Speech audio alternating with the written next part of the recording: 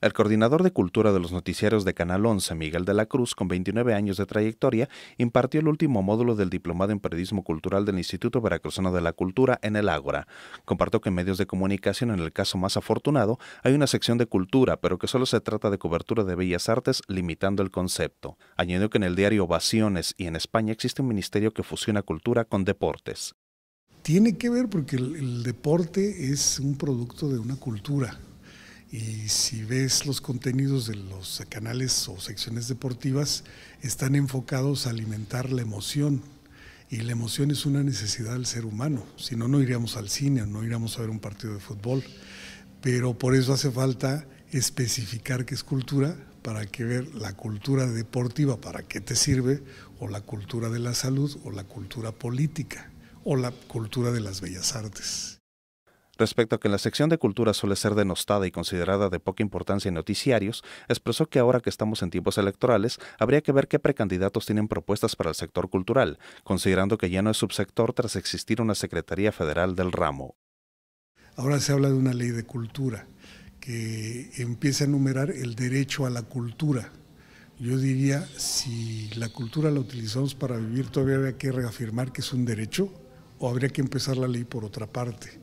En fin, todo va a dar en que te diga un legislador especializado en eso cuál es su concepto de cultura. Yo creo que ahí reprueban todos. Jorge Aces, RTV, más noticias.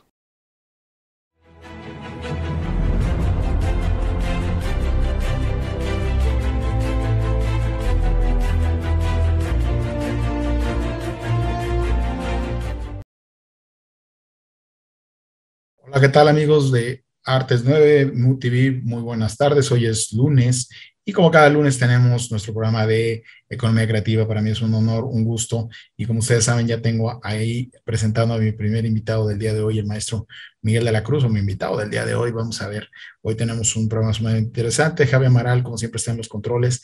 Agradecemos a Eddie Jaimes que nos permite que Artes 9 MUTV esté los lunes a las 4 de la tarde y los miércoles a las 7 de la noche de Frontline. Y bueno, estamos a la distancia porque, bueno, así la pandemia lo ha dictado esta vez, pero no podíamos dejar pasar la oportunidad el año pasado queríamos hablar, ya habíamos hablado el Día de la Cultura o del Periodismo Cultural, el Día del Periodista, con este hombre que como ya ven ahí es Miguel de la Cruz, y que el año pasado, en diciembre, en el marco de la 35 Feria Internacional del Libro de Guadalajara, recibió un reconocimiento como periodista cultural, también precisamente por más de 30 años, desde 1989, bueno, más, pero yo lo ubico de 1939, o 39, 89, que llegó al Canal 11. Maestro, buenas noches, buenas tardes, noches, ¿cómo está?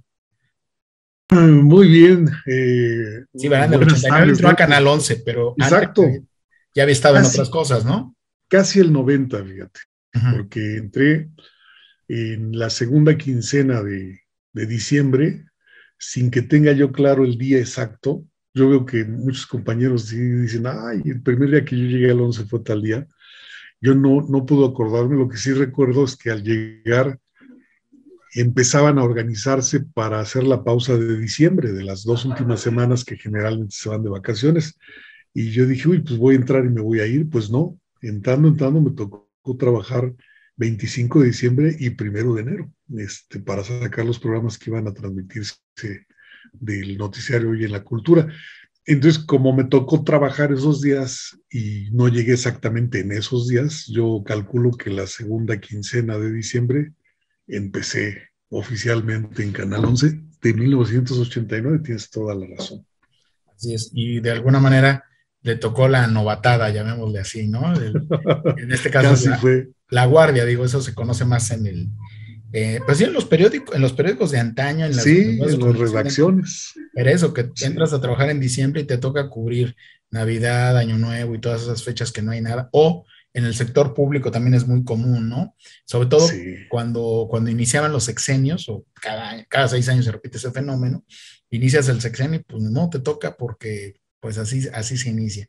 Pero bueno, hablemos en la parte de la trayectoria de Miguel de la Cruz, que fue reconocido como el mejor, es que bueno, no es como un premio, no es como el Oscar, vaya, es un reconocimiento, no es el mejor periodista cultural del año, sino el reconocimiento a una trayectoria encomiable. El día que hablábamos precisamente del Día de la Libertad de Expresión, Ya usted había señalado algo que en su discurso ese día dejó de manifiesto, de la situación que, qué difícil, aún en un canal como el Canal 11, que uno no pensaría, pues es el Canal 11, ¿no?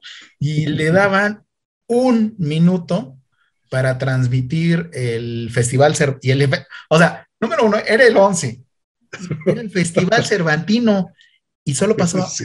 un minuto. O sea, ¿qué tan difícil ha sido en estos años pues, bueno, hablamos del Canal 11, pero antes hubo algo, quiero regresar a eso, y qué tan difícil ha sido en todos estos años el promover la cultura a través del periodismo cultural? Bueno, mira, para ir en orden, lo que hubo antes fue el servicio social, porque yo entré a la... yo hice mi solicitud a la UNAM desde el bachillerato y me aceptaron en el CCH Naucalpan, lo cual todavía me tocó la época en que sin trabas tenías el pase automático a la educación superior, a la universidad. Y del CCH Naucalpan pasé en automático a la ENEP Acatlán, a la carrera de comunicación. Y lo que pasó ahí es que criticaban en ese entonces mucho el plan de estudios. Y no digo como un rumor, en general, los mismos maestros lo criticaban. Decían, a ver, jóvenes, ¿por qué si en CEU hay un programa de estudios, por qué no es el mismo o similar al que hay aquí? Y se están experimentando con ustedes, cuidado, porque son los conejillos de Indias y los resultados se van a saber en 4 años, ¿no?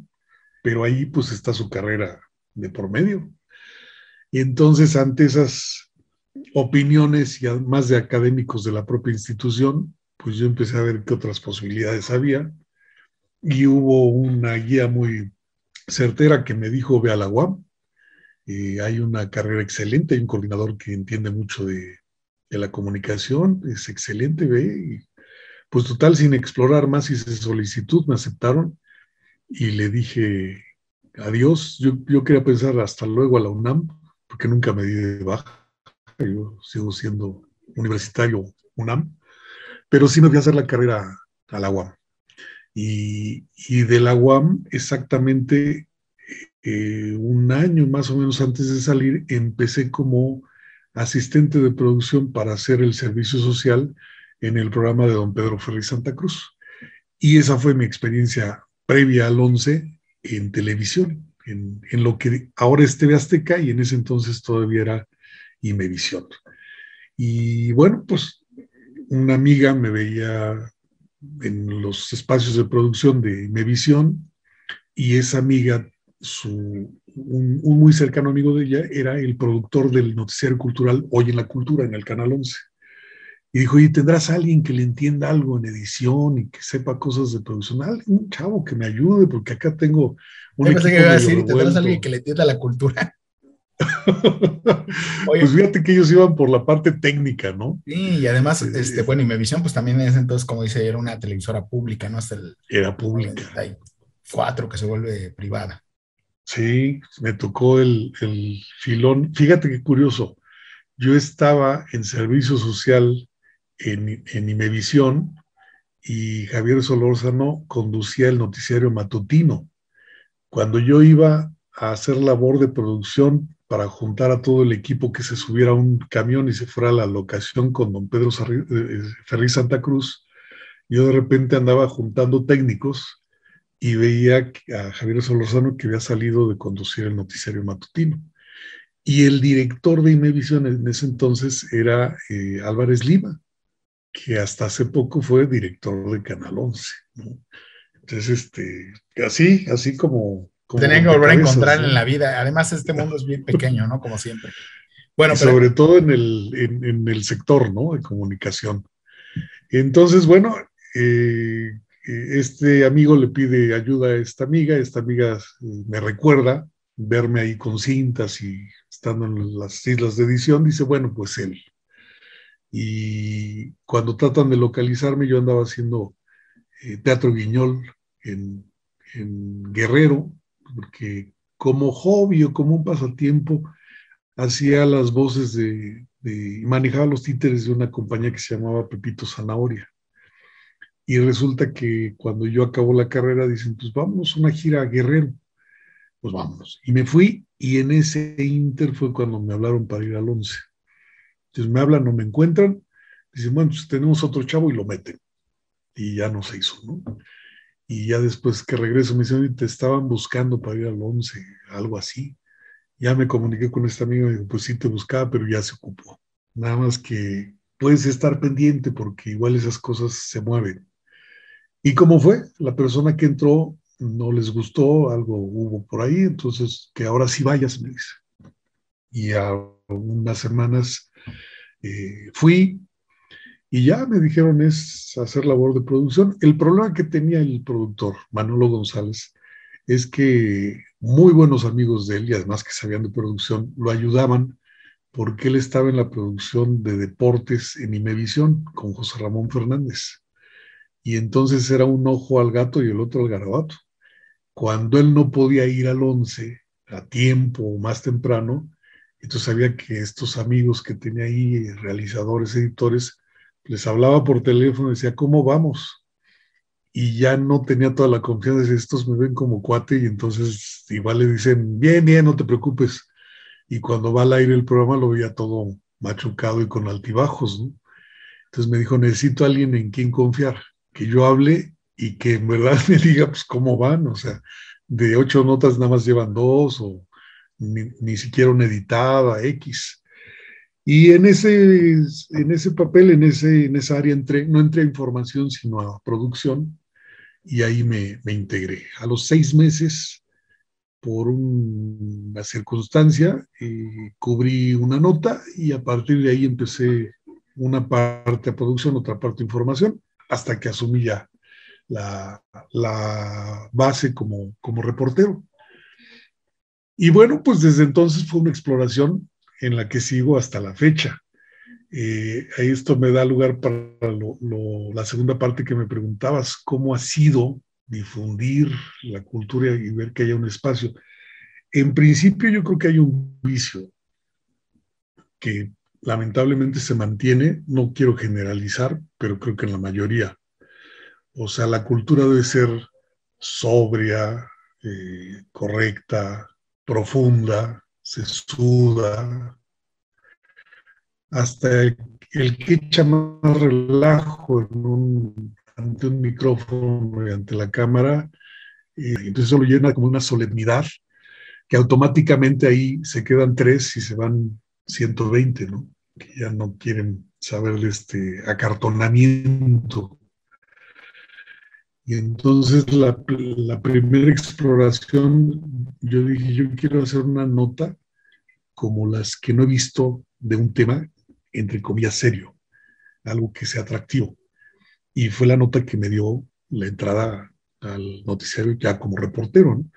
Porque me acuerdo que fuimos a una nota, una gran amiga no llegó a cubrirla y el equipo técnico, al verme a mí, que yo era el que iba como a supervisar lo que hacían en producción, me dijeron, pues tú haces la entrevista, ¿no? Y yo dije, bueno, pues yo la hago.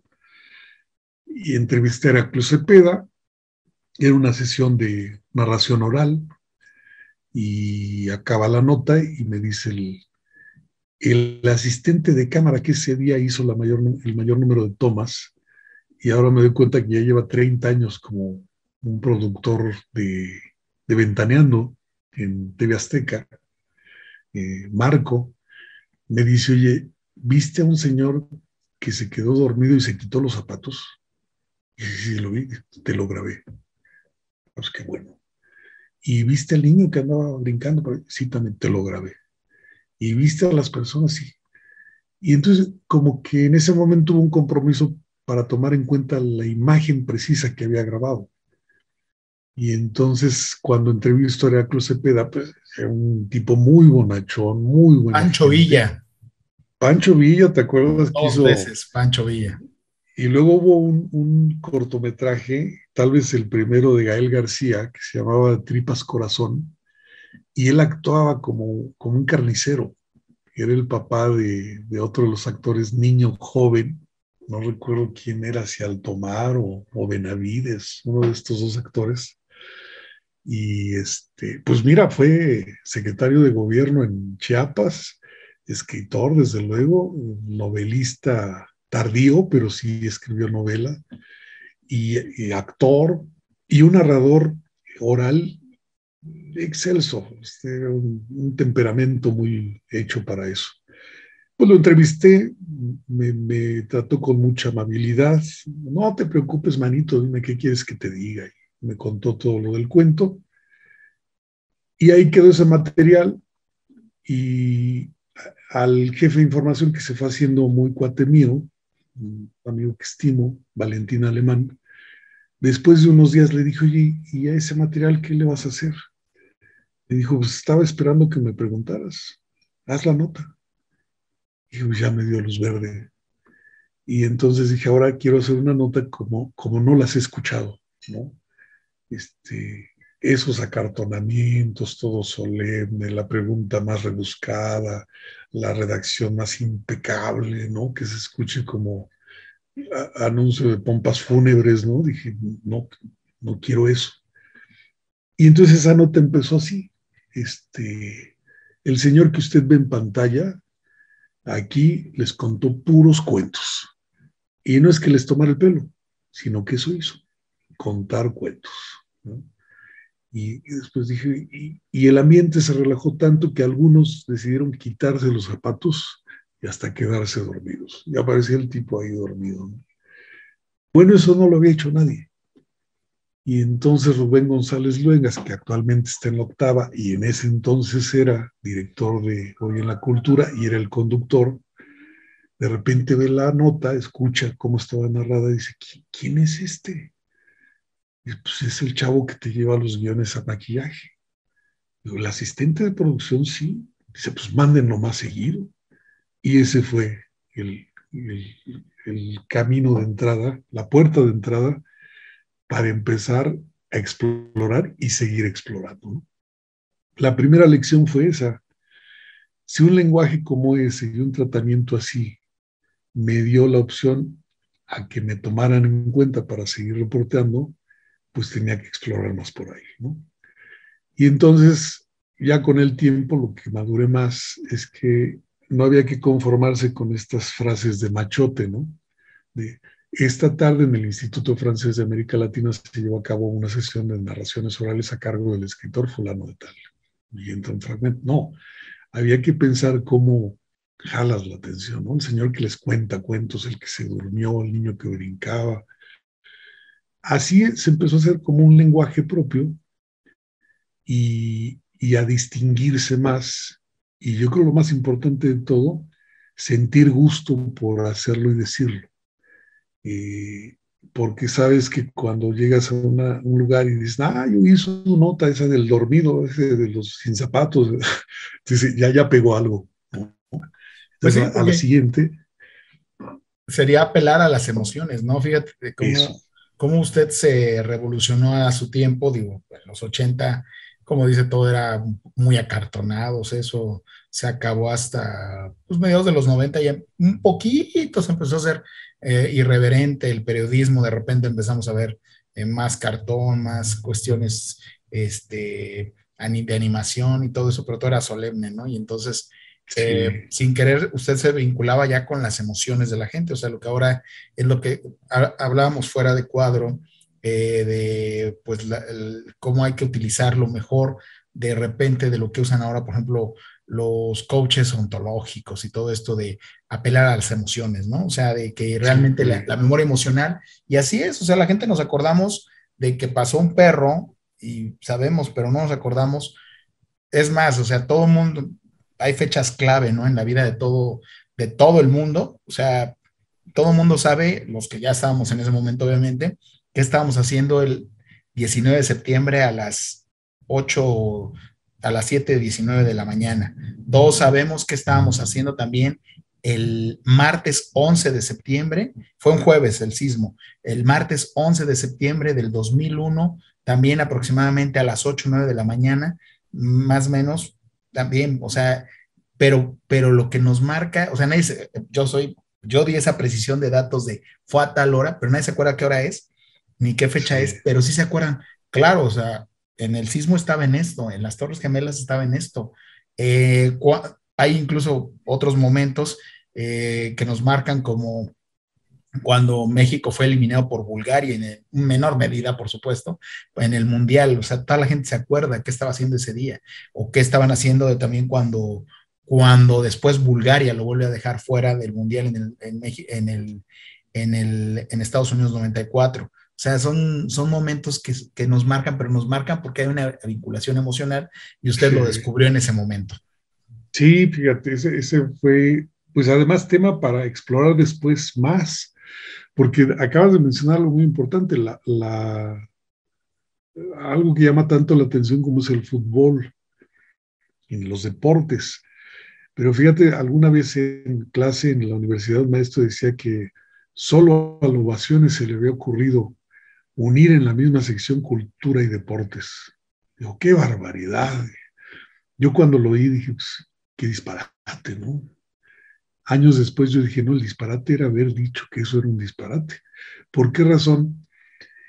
El motivo del arte y del deporte tiene como objetivo la emoción.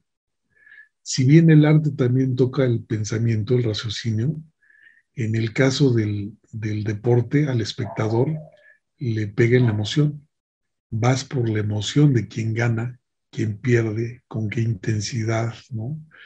Y en el caso de las artes, pues estás viendo cómo llegas al final de la obra, ¿no? Qué tan potente va a ser la voz del tenor o de la soprano, qué tan encendida va a ser la sinfonía X, ¿no? O qué tan vibrante va a ser una coreografía de la Compañía Nacional de Danza.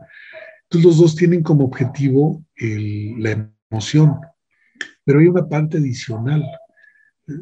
Uno se emociona cuando juega sobre todo el país o el equipo que uno quiere, pero no se da cuenta que en el fondo es un elemento de identidad. O sea, si te das cuenta, el gran festejo en los mundiales es que los rusos le gritan a Rusia, los mexicanos a México, los franceses a Francia, y en esa porra y en esos cantos que se inventan y se recrean, está satisfacer la necesidad de pertenencia y el orgullo de a lo que perteneces puede más que el otro. Y si eso puede siendo francés, siendo mexicano, siendo ruso, entonces tú dices, como yo soy de esos, yo también puedo. Lo que sea, pegar botones, escribir en la máquina, surcir una tela, cortar un bistec, ¿no? Pero puedo porque soy de esos. Es la importancia de que se genere una victoria, ¿no? Pero te diré, en el momento que la gente grita y echa porras y va al estadio y ve la tele y se emociona, no lo alcanza a detectar. ¿Por qué me emociona tanto que gane? ¿Por qué me decepciona tanto que pierda? Por ahí va el asunto, ¿no? En el arte es un poco más complicado, porque necesitas identificarte con el contenido y los elementos que ahí hay. Puede ser un personaje, pero puede ser una situación, o puede ser incluso algún concepto, ¿no? Más complejo, pero va por el mismo rumbo, ¿no? Y, y eso fue parte de la exploración, de pensarlo, de presenciar tanto, que te diré, había cosas que yo no las digería ni las asimilaba. La danza me costó muchísimo.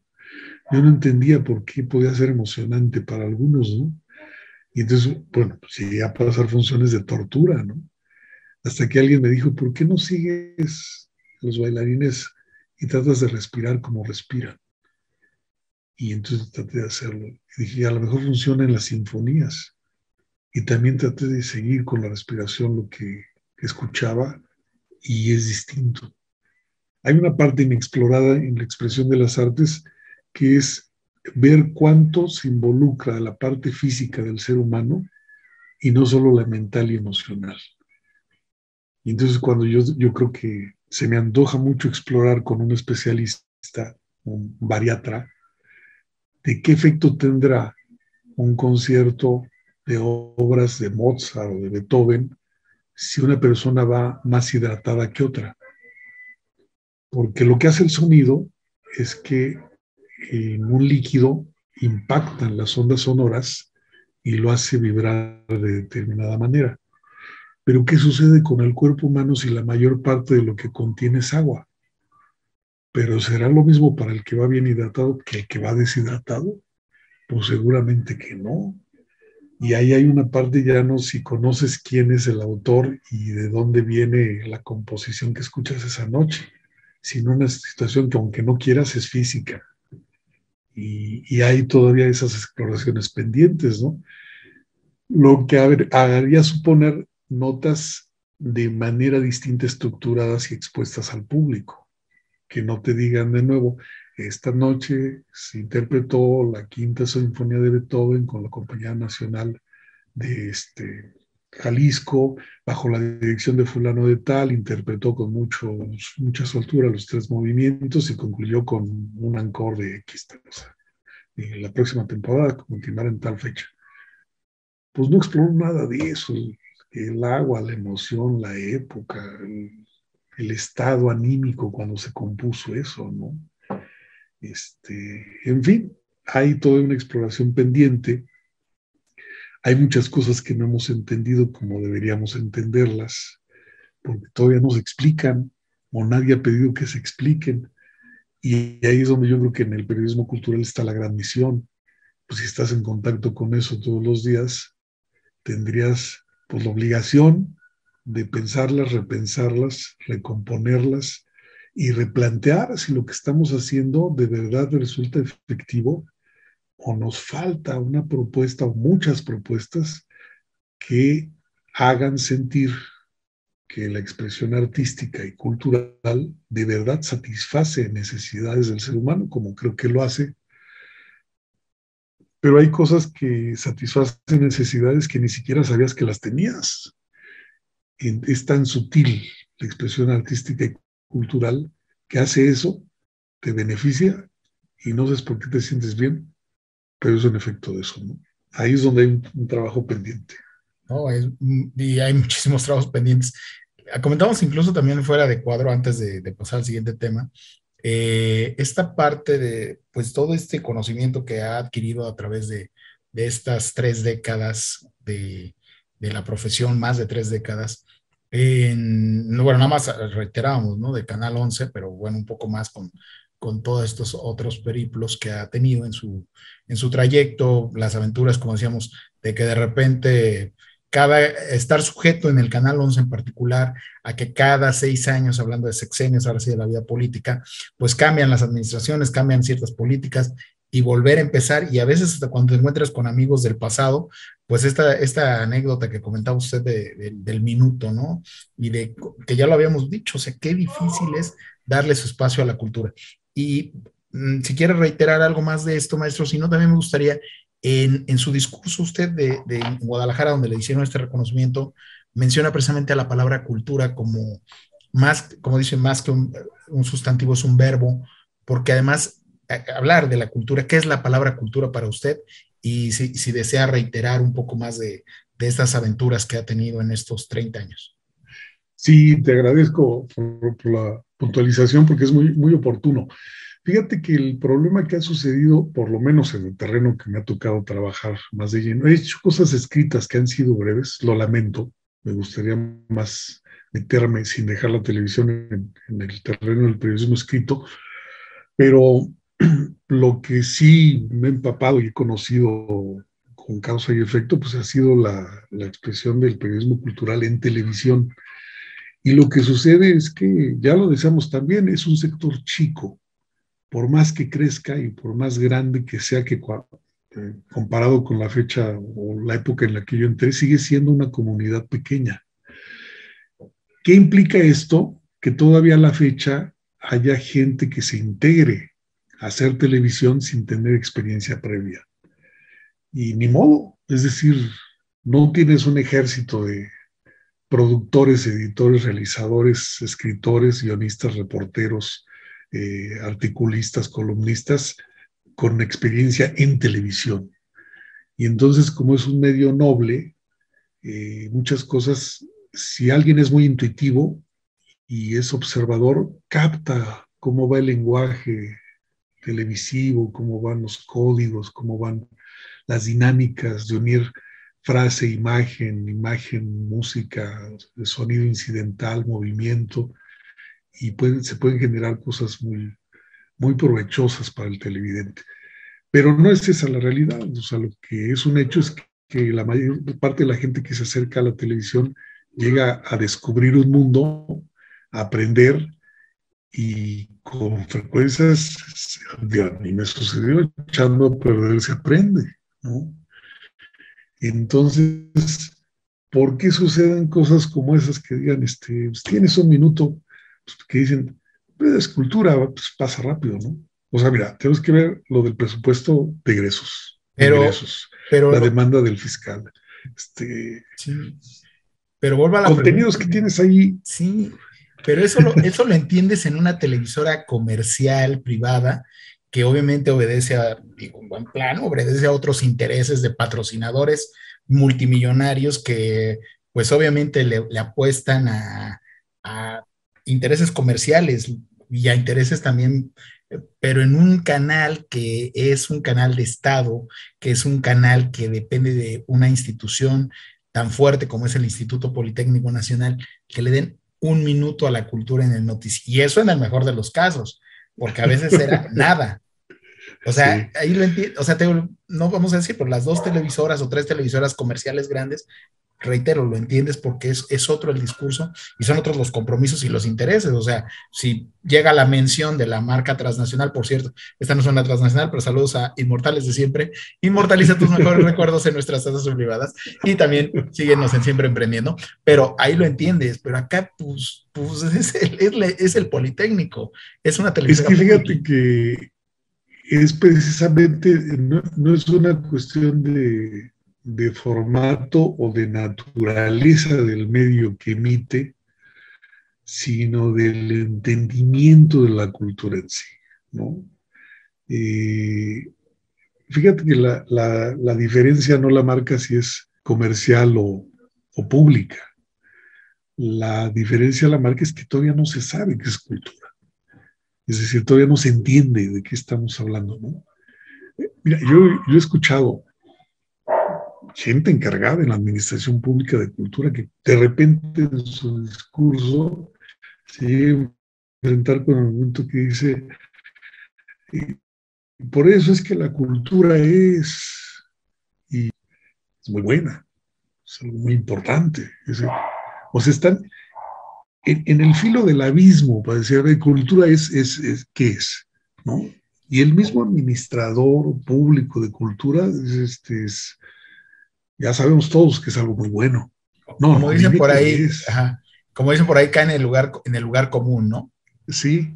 Es contrastante que, mira, ahorita que hablaba yo de las televisoras comerciales, la más importante de todas, la lideresa a nivel Latinoamérica y Hispanoamérica, en la década de los 70 y 80, le apostaba a la cultura. Obviamente la cabeza principal, que era Emilio Azcárraga, Milmo, la verdad hay que decirlo así, pues sí, obviamente hacía esos productos de los que todo el mundo ha denostado, pero también tenían esos aportes culturales muy importantes. Yo creo que tanto a usted y obviamente muchas de mi generación y usted en la universidad ya en ese entonces, pues creció también viendo a Juan José Arreola, a Octavio Paz, los propios espacios que generaba el propio Ricardo Rocha en su momento. O sea, esos espacios culturales que permitía, y siendo la televisora más importante de Hispanoamérica, daban esos espacios. Entonces, ¿cómo de repente aquí volvemos a lo que dice usted de los funcionarios, ¿no? Sí, bueno, hay que recordar que el Canal 9 fue cultural, ¿no? Es decir, ese pasado de Televisa es totalmente innegable, o sea, no se puede borrar eso, ¿no? Y nadie lo menciona, ¿no? O sea, siempre hablas de la otra parte, de la que denostas, la del programa unitario que le dio la vuelta a Latinoamérica y que la palabra que usan es idiotizó a generaciones, sí, pero tampoco, sí. Pero ¿por qué no hablan del Canal 9? ¿Por qué no hablan, le digo, de estos esfuerzos de estos esfuerzos que hacía Octavio Paz, incluso con la polémica que desató, ¿se acuerda aquella vez cuando a Cuadro García, Vargas Llosa, ¿no? Vargas Llosa. Se le pone al brinco, ¿no? O sea, hasta ese tipo de diálogos, o sea, y la gente no se acuerda de eso. ¿Se acuerdan de lo demás, No, de las bueno, es novelas, del más, fútbol? mira, no vayamos muy atrás. Actualmente, ahora mismo, está el Canal 40. Y yo no puedo decir que soy un televidente asiduo al 40 porque ahora con la facilidad que te da el control y que estás pasando de los canales abiertos y los canales de cable, pues es un recorrido infinito, ¿no? Y además tenerlo ahí en el teléfono, igual dispuesto. Pero cada que he pasado por ahí, extraviado, me he encontrado contenidos que parecen de la televisión pública, o sea, pintores, escritores, caricaturistas, filósofos. De repente ves que están ahí en un diálogo, en un programa especial, en una cápsula que lanza información y nadie menciona. O sea, nadie le cuelga la medalla diciendo, oye, por lo menos ahí tiene el 40 que está haciendo algo en TV Azteca, ¿no? ¿Por qué razón? Pues, es lo que te decía, no tiene que ver la naturaleza comercial o pública, sino que no se ha entendido para qué es y para qué sirve. Incluso yo lo decía en el discurso de recepción del reconocimiento en la FIL, ya muchas veces yo he dicho ya casi con la derrota encima, bueno, si ya no sabemos qué es cultura, por lo menos hay que estar conscientes para qué sirve, ¿no? Si yo me acerco a eso que es cultura, ¿para qué me sirve? Y entonces, como no está claro, sucede en lo público y en lo privado. Es esto de que me dieran un minuto es grave, pero lo que fue más grave es que después me dijeron, oye, pensábamos que iba a ser una buena cobertura y parece que nada más te interesan festivalitos. Es una cartelera enorme y tú nos presentas una cosita de nada. Dije, ¿quién dice eso? La dirección del canal de ese entonces. Dije, ¿y qué le dijeron? No, pues, ¿qué te íbamos a decir? Dije, no, y no le dijeron que me dan un minuto. No, no les dijimos. Ah, bueno. Sí, Si porque, ustedes me perdón dan que otra vez lo 5, vuelvo a interrumpir, maestro, porque seguramente hasta hay un tema ahí, obviamente, pues de presupuesto, y para el de hasta arriba dice, oiga, le estoy pagando viáticos a 4 o 5 personas para que me traigan un minuto, pues exacto, no es rentable. exacto. No, no se refleja. No, bueno, y además el razonamiento tenía un fundamento aplanador, ¿no? Es decir, abro la programación y hay 14 actividades en un día y yo acabo de ver una nota de un minuto. Digo, bueno, pues sí, pues yo no digo cuánto voy a salir al aire, lo dicen ustedes, ¿no? Para que veas que no se entiende. O sea, quien no entiende de ritmos, de tiempos, de contenidos, de cuánto te da la televisión para que un contenido sea provechoso aún siendo segundos, qué necesitas pedirle a quien lo está haciendo para que en 30 segundos parezca que son 3 minutos, ¿no? Y que los 3 minutos parezcan media hora y que no te claves en una entrevista larga y sesuda, ¿no? Dime una frase buena de este tipo y dime otras tres de otros más y dame 30 segundos de esa imagen de la obra, pero dame otros 30 segundos de la gente cruzando Guanajuato, ¿no? Quien no sabe de tele no sabe que eso se puede, menos aún sabe cómo pedirlo, ni sabe que necesitarías ya no 5 minutos, 2:30 o 3, y con eso la libras, ¿no? Y hay la anécdota de una edición que me parece que fue Jorge Fernández Meléndez, que en su columna decía que qué buen trabajo había hecho Miguel de la Cruz porque hacía sentir que estaba uno presenciando el Cervantino. Y en esa época, en esa edición, como el canal hizo convenio y yo tenía la obligación de transmitir en la mañana y transmitir en la noche, me hospedan en un buen hotel que acaban de abrir el Holiday Inn de la entrada y llegar a Guanajuato, pues me quedaba cruzar las curvas, los túneles, todo esto para llegar hasta allá y comer en el hotel, volver a regresar. Entonces, yo cubrí, fíjate, ahora se hace a distancia. Yo en ese entonces abría mi correo y veía la información que estaba en ese momento en el festival y de ahí pescaba, ¿no? Y luego le pedí a la cámara, ahora cubran en el Auditorio del Estado, vayan al Juárez, vayan al Cervantes, avísenme si tienen la imagen, yo le echo un vistazo y aquí ya elaboré lo principal de esta información.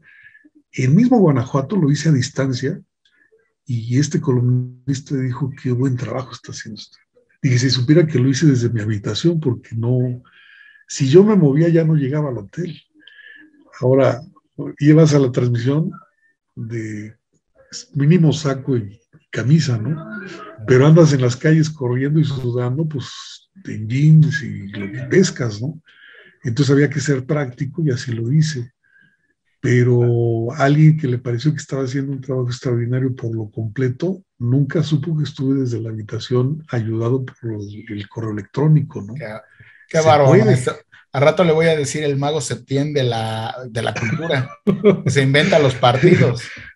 Pues sí. El mago Septién llegó a ser, o sea, ese sí se fue a los Cuando superlativos, fallaba ¿no? la señal, ¿no? Que se inventaba, porque se les iba la pues... señal, bueno, tal vez a los 50, 60, 50, y pues se les iba la señal, y pues entonces está aquí el pitcher, y bla, bla, bla, y que se inventaba es legendario que se inventaba los partidos, pero Sí. porque ya tenía toda la información, y pues así usted también, en este momento el ballet de Amalia Hernández se está interpretando, y no es cierto, pero porque ya sabe, ya tiene los conocimientos. Muchas veces llegas a un espectáculo que va a durar hora y media y tú tienes la obligación de incluirlo en la nota de hoy, donde ya tuviste el ensayo de otra cosa, la sala de prensa de la mañana, algún entrevistado, alguna exposición, pero necesitas meter eso porque es del día. Impensable que llegues a meterte la hora y media ahí y esperar a que acabe. O sea, cuando ves que ya tienes el cuadro más colorido, más resonante, más movido, dices, vámonos. Y entonces ya ese fragmento te sirve con una muestra de lo explosivo que fue la hora y media con haberte metido 10 minutos, ¿no? Eso es cuestión de saber los ritmos y las posibilidades que da la televisión, de estar consciente de que le vas a ofrecer al televidente un chispazo de lo provechoso, rico, bueno, generoso, beneficioso que tiene lo que se da ahí cada noche. Y entonces imagínate cuando estaba en la Lóndiga y llega gente y me dice, oiga, vengo a agradecerles, ¿por qué? ¿Qué hice? Porque yo vine por usted. Y pues si yo no lo conozco. No, es que lo vi en la semana, dije yo el fin de semana me la paso en Guanajuato. Y digo, si no hubiera visto su nota, entonces no vengo. Ya, no, pues qué bueno, pues ahora disfrútenlo, ¿no? Ahora experiméntelo en sí mismo, ¿no? Pero tú te das cuenta que haber pescado esos 15 segundos de una cosa, 20 de otro, decir una frase rapidísima y lo más ingeniosa posible, salir a cuadro, mostrar al entrevistado, el ensayo, la música, pues tiene un efecto como debía. A final de cuentas no les voy a contar todo el festival ni en un minuto ni en tres, pero sí puede ser un motivador para que la gente se acerque a expresiones como esas, ¿no?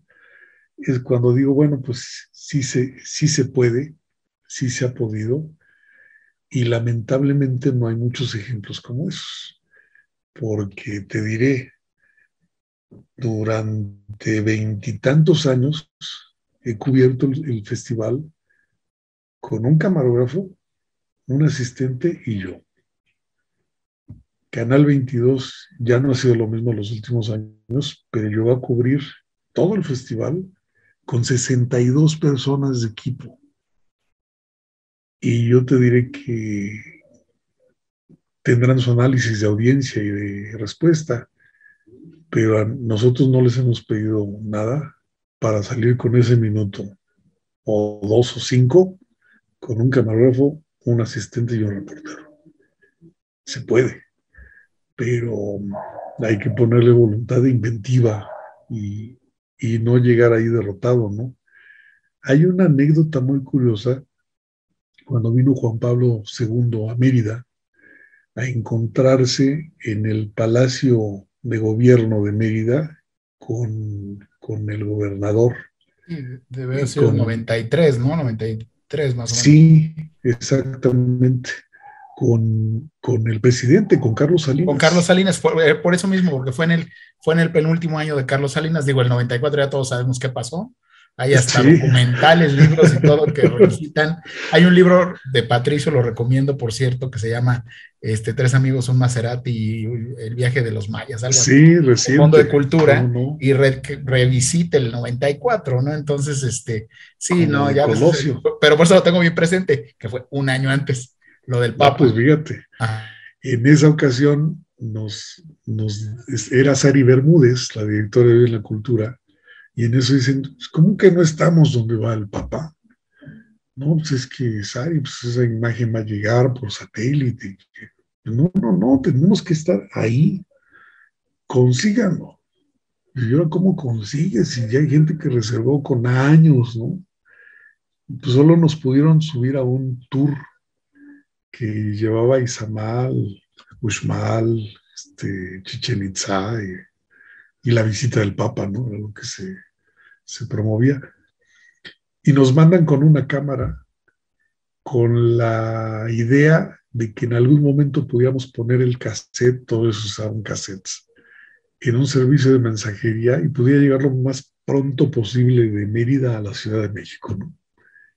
Bueno, llegamos a Mérida, ni el aeropuerto estaba abierto como se acostumbraba, ¿no? O sea, bajamos en el avión, aterrizamos y cuando llegamos para salir dije, no, permítanos, no van a salir por ahí. Por seguridad está acordonada la zona. Y entonces pasen a la pista de aterrizaje. Y ahí en las pistas de aterrizaje había autobuses ADO y subieron a todos hasta los pilotos, sobrecargos. Nos subieron a todos porque es el último vuelo que bajó a Mérida antes de que el Papa llegara al siguiente día. Y entonces la pista de aterrizaje por donde habíamos llegado en el avión, la recorrimos a la inversa para salir hasta el otro lado del aeropuerto, donde tiraron las rejas, y por ahí dijeron, ahora sí ahí pueden salir. Era como un mercado árabe o turco, ¿no? Los taxistas ofrecían llevar no sé cuántos, la gente que a una parte y a otra y al centro. Pues ahí pescamos un transporte y llegamos al centro de Mérida y al otro día nos dimos cuenta que nosotros con nuestra camarita, un productor, no teníamos posibilidades de nada, o sea, les íbamos a contar la realidad que estaba sucediendo en ese momento en un cassette que iba a tardar 3 días en llegar a la Ciudad de México. Estaba Imevisión y estaba Televisa, todavía era Imevisión, estaban transmitiendo con unidad terrena. Tenían helicóptero y tenían motocicletas y tenían todas partes gente desplazada. Dijimos, ¿y nosotros con nuestra camarita qué vamos a hacer? ¿No? Pues total, pasé una llamada telefónica, pues que estaba la presencia del 11 allá, que había sido el encuentro de jefes de Estado, ¿no? Nos hablan los del tour y dicen, es que ya tenemos que ir a Oxmal. Ayer no los encontramos, pero fue la misa en Izamal y queríamos llevarlos, pero yo no, nosotros andamos buscando cómo hacer una llamada, ¿no? Nos suben a ese tour, a Uxmal, y dijimos, bueno, por lo menos vamos a grabar Uxmal. Y llegamos a Uxmal y dicen, no, la cámara no puede entrar. Se requiere permiso de Lina. Ahora ya lo sabemos, en ese entonces no lo sabían 4 personas. Y ya que íbamos de regreso a Mérida, le digo al productor, le dije, no hemos hecho nada. Yo creo que ahorita llegamos y nos salimos a la ciudad a ver qué hay, porque te das cuenta, somos tele y mandé una llamada de teléfono. Y ahorita que empezaba a sacar nota en Uxmal, no hay nada. Bueno, pues entonces entramos un baño, nos cambiamos y vamos a ver qué cosas. En eso estamos. Nos salimos a las calles de Mérida, pasamos enfrente de un hotel y oímos unos chavos que dicen, tómese la foto del Papa en tamaño original, y volteo y me dice el productor, ahí está tu nota. Le dije, a ver, vamos a ver de qué se trata. Técnicos de Imevisión pusieron una de sus unidades móviles, que era un fondo blanco, de fondo, y llevaban una foto de tamaño original del Papa. Era un hombre alto antes del balazo, ¿no? Del atentado. Se encorvó mucho, pero era un hombre de un 80 o más. Bueno, de tamaño natural llevaban la foto, pues con una posición, no sé, se fue a dar la bendición o algo así. Lo colocaban ahí y le ponían a alguien a un lado como si estuviera recibiendo la bendición, o a un lado abrazado, ¿no? Polaroid, sí, los grabé a los chavos que se llevaron la figura. No tengas señal, no tengas avión, no tengas unidad terrena. Algo sucede que puede decirle, usted que ya lo vio con el primer mandatario, cruzando el Palacio de Gobierno a la Catedral, y la entrada con el saludo de la gente, el avión que sube y el avión que baja, esto no lo había visto. Y se lo contamos aquí, ¿no? Lo aprendimos sobre la marcha y fue una lección para el camarógrafo, para el productor, para el asistente, para mí, y una satisfacción del tamaño del mundo.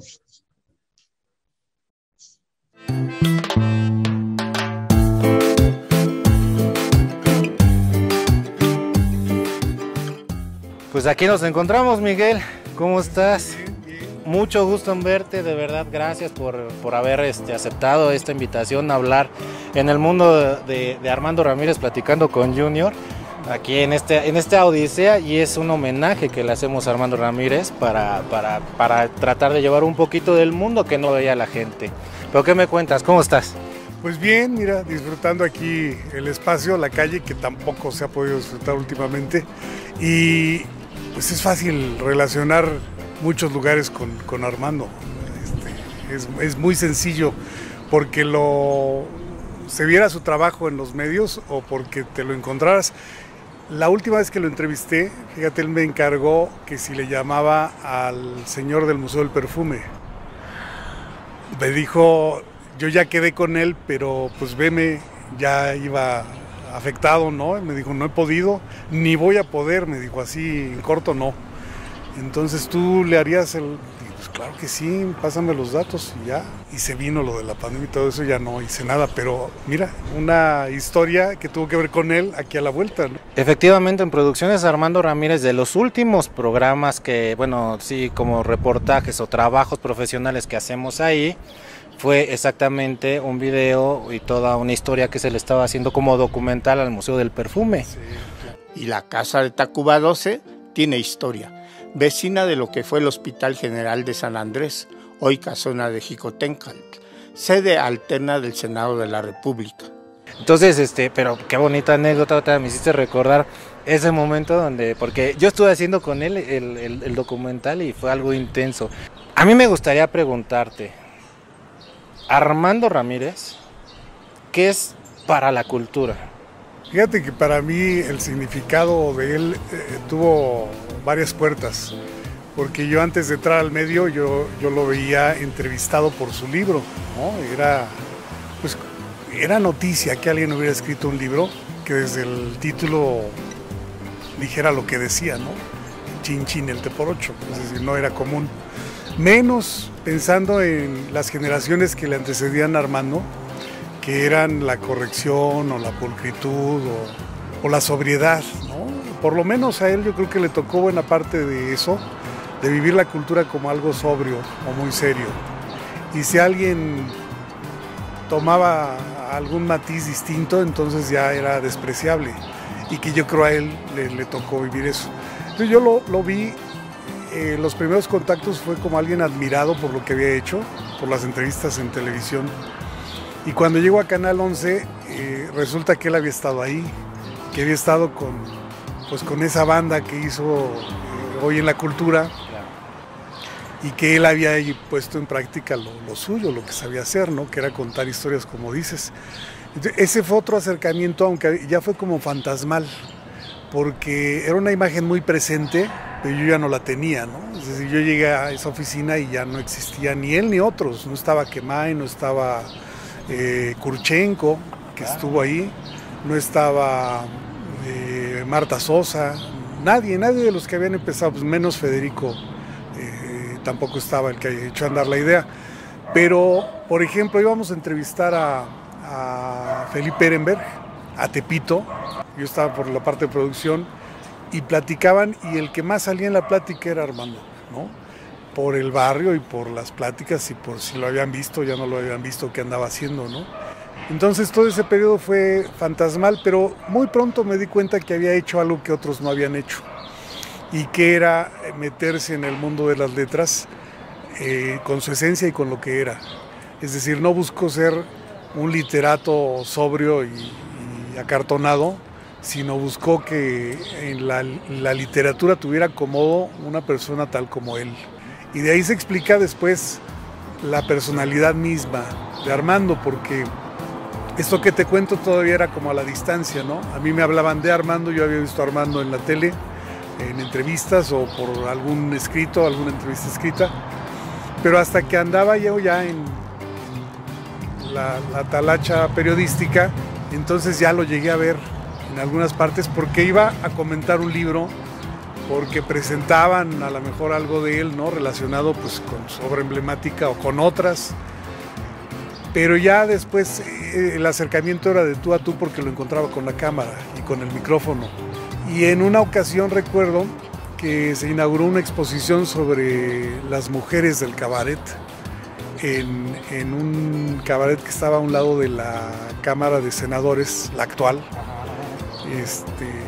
Era un cabaret que yo desde niño lo veía porque era una ruta de regreso de la casa de unas tías a mi casa, y veías que tenía su letrero del nombre del lugar, Run Run creo que se llamaba, con unos foquitos y la barda, la pared azul. Bueno, décadas después que nos invitan a una exposición de fotografías sobre mujeres de cabaret, ahí, y llega Armando después. Pero yo creo que la ocasión en que vi de manera más pura su esencia fue ahí. No sé si se sintió un ambiente o no sé, pero llegó, me vio, digo, pues tú estás aquí. Nunca nadie nos presentó personalmente y me saludaba como si así hubiera sido, ¿no? Y digo, bueno, pero ¿qué? ¿Una mesa o qué? ¿A poco aquí vamos a estar parados? No, bueno, pues vamos a esa. Sí. Y luego vio a un mesero y dijo, a ver, mi cuate, ¿qué nos va a ofrecer? Y entonces ya llegó, pero lo vio medio serio, el mesero. Dijo, ¿qué? ¿Anda enojado o qué le pasa? Es verdad, siempre hacía ese como chiste. Sí. Dice, ¿anda enojado? ¿Qué le pasa? No, pues ¿qué va a querer? No, pues si no queremos nada, no se vaya usted a molestar, ¿no? Y ya después de medio cotorrearse al mesero, ya dijo, pues tráiganos lo que se pueda, porque tampoco lo queremos molestar, ¿no? Y cuando llevaron, yo pensé que iba a pedir algún trago, y dijo, no, yo no tomo. Y entonces ya no pidió la copa, pero yo recuerdo esa ocasión como una de las más puras al haber presenciado la expresión pura de él con el mesero, con nosotros, con otros cuates, en la entrevista, con la cámara, ¿no? Confirmas lo que realmente es y lo que yo trato de explicarle a la gente. Su literatura, como en todo escritor, está basada en lo que ha vivido y en lo que ha experimentado. Sí, yo creo que, mira, fue efectivo como un difusor de lo que era, porque no se puso trabas, ¿no? Es decir, si había que identificarlo en el barrio, pues no tenía ningún inconveniente, ¿no? No quiso aparentar nada que no fuera. Y si se divertía en un lugar como ese, se notaba que, aunque yo me lo encontré en momentos de trabajo, pero se notaba que el simple hecho de entrar ahí le había causado un gozo. Y eso se alcanzaba a ver como comunicador, o sea, a partir del medio, o en vivo, ahí mismo, ¿no? Es decir, no era uno con la cámara y otro sin ella, era la misma persona. Y esa fue, yo creo, la ocasión más significativa.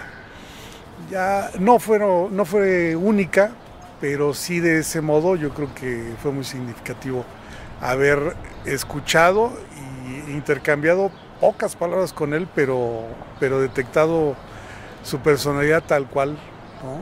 Fuera así por versiones de segundas personas o haberlo visto en vivo, para mí fue el mismo, ¿no? Yo creo que si rescatamos la tónica de Armando, te darás cuenta que él puso eso siempre en lo que hacía. Y entonces no pasó inadvertido. Es decir, no fue uno del montón. Miren nada más.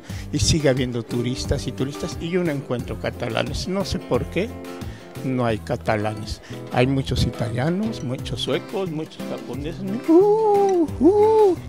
¡Qué de gente! Dicen que Barcelona tiene un serio problema con el turismo porque lo que es el centro, la ciudad gótica, las Ramblas y todo eso, casi no hay catalanes. ¿Dónde estarán los catalanes? Yo me pregunto, ¿qué estarán haciendo en este momento? Porque cuando digas su nombre sabes de quién. Por el libro y por los que le siguieron y por lo que hizo en tele y por lo que hizo en otros medios, ¿no? Pero yo creo que lo que puedes rescatar de ahí es que fue una persona honesta y así como fue, así se mostró.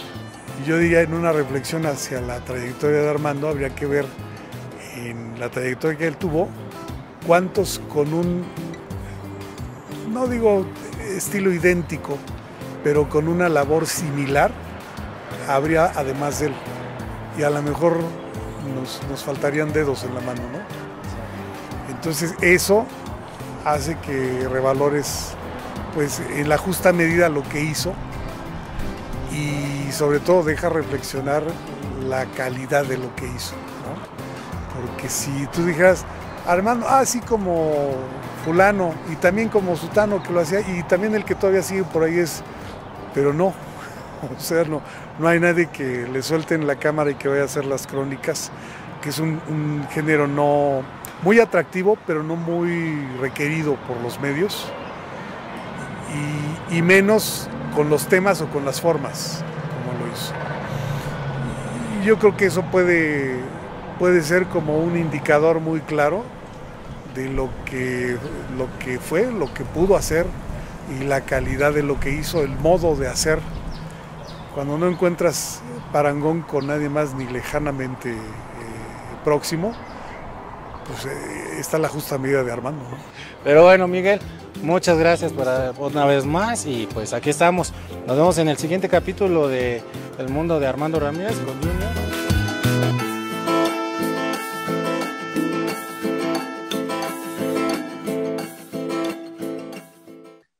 Y también es una satisfacción el tamaño del mundo para nosotros tenerlo hoy. Híjole, como bien dice usted, podríamos hacer una entrevista muy, muy kilométrica y yo creo que vamos a tenemos que hacer la segunda parte en el estudio porque se quedan muchas cosas en el tintero. Bueno, aquí estamos revisitando me encantan mis palabras domingueras, ya decía usted hace rato. Me encantan mis palabras domingueras, revisitando su carrera, su trayectoria, pero pues es eso, falta profundizar en el concepto de la cultura, falta profundizar en el concepto de gestión cultural, de lectura, y me gustaría que cerráramos hoy con una pequeña reflexión en torno al mundo de la cultura para coronar estas más de 3 décadas de trayectoria, de reconocimiento que fue recientemente en Guadalajara. Y le reitero, si usted nos permite hacer una cita para próximamente, pues que también esta situación del pico que estamos viviendo baje un poco, nos podamos volver a encontrar físicamente para seguir hablando de estos conceptos en el estudio y pues también un poco por lo mismo de la tecnología que a veces falla. Hoy usted hablaba de algo que para los jóvenes que estudian en comunicación, pues les es anacrónico toda esta anécdota que platicó usted, pero aún hoy día vemos que todavía la tecnología sigue fallando, pero bueno, lo vamos subsanando. Entonces, me gustaría cerrar con un concepto general de la cultura, de lo que dijo usted en Guadalajara, y pues reitero la invitación para que en MUTV, en Artes 9 MUTV nos acompañe en nuestro estudio. Próximamente hagamos una segunda parte de esto y ya hablemos más profundamente de gestión cultural y otros puntos y también del periodismo como tal. Adelante. Sí, cómo no. Pues mira, es tan importante descubrir qué es cultura cuando hablamos de eso. Yo siempre cito el ejemplo, y lo cité en ese discurso, que en 1952 se publicó un libro en el que dos académicos, uno de ellos fue el iniciador de la carrera de sociología en Estados Unidos, si no mal recuerdo, en la Universidad de Columbia. Se me van los nombres de los dos académicos norteamericanos, pero los dos se dieron cuenta que ese era un problema, no saber de manera contundente decir qué es cultura. Y entonces dijeron, no hay más, vamos con los que estudian el término, los antropólogos, pero no solo un inglés, ¿no? Un francés, un alemán, un estadounidense, un australiano, que nos digan qué es cultura.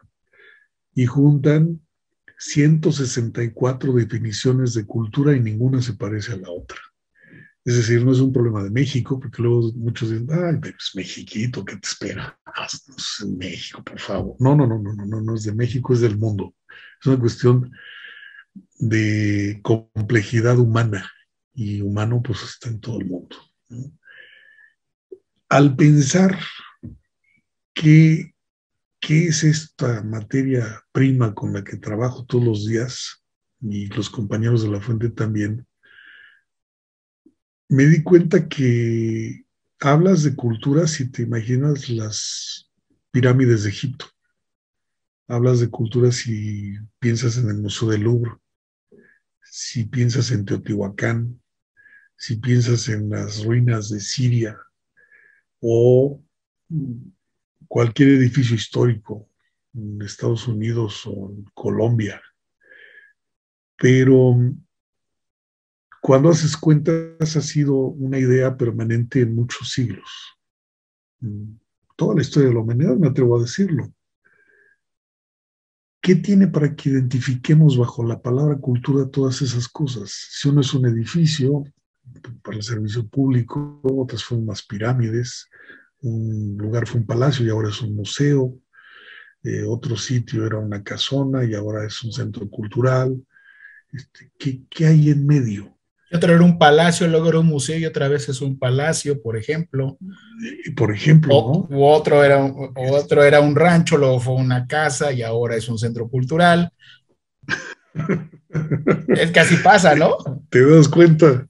Pues sí, te das cuenta de los usos y de la movilidad para usar las cosas, ¿no? Entonces, pero se sigue hablando de eso como una idea de cultura. Entonces siempre hay un motor que mueve eso.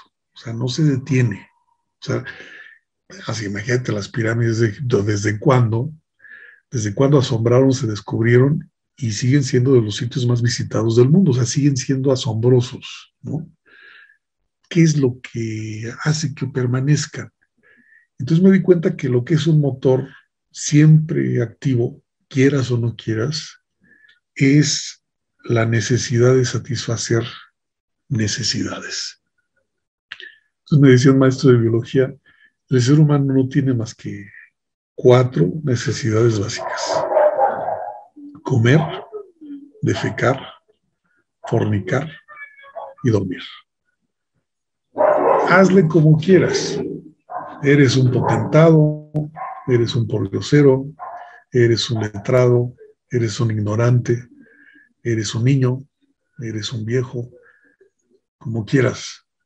Pero en algún momento, forzosamente tienes que satisfacer esas necesidades. No va a haber manera de que digas, yo no. Digo, los niños, la parte sexual, pues llega a su momento, ¿no? Pero tengas o no tengas, tienes que satisfacerlas. Son necesidades básicas. Cuando alguien diría, ¿tú qué haces en la vida? Independientemente de lo que te dediques, lo que haces diario es cuidar la vida, cuidar, mantenerte vivo. ¿Cómo te mantienes vivo? Cumpliendo con los satisfactores de esas necesidades. Cuando a veces en la despedida nos decimos cuídate mucho, el sentido profundo es duerme, come, fornica, defeca, ¿no? O O sea, mantente bien, cuídate. A propósito del Día Internacional de la Mujer, la televisión pública se une a esta conmemoración con la serie documental La culpa no es mía, en la que se tratan temas muy actuales como la violencia de género en el noviazgo o de manera digital.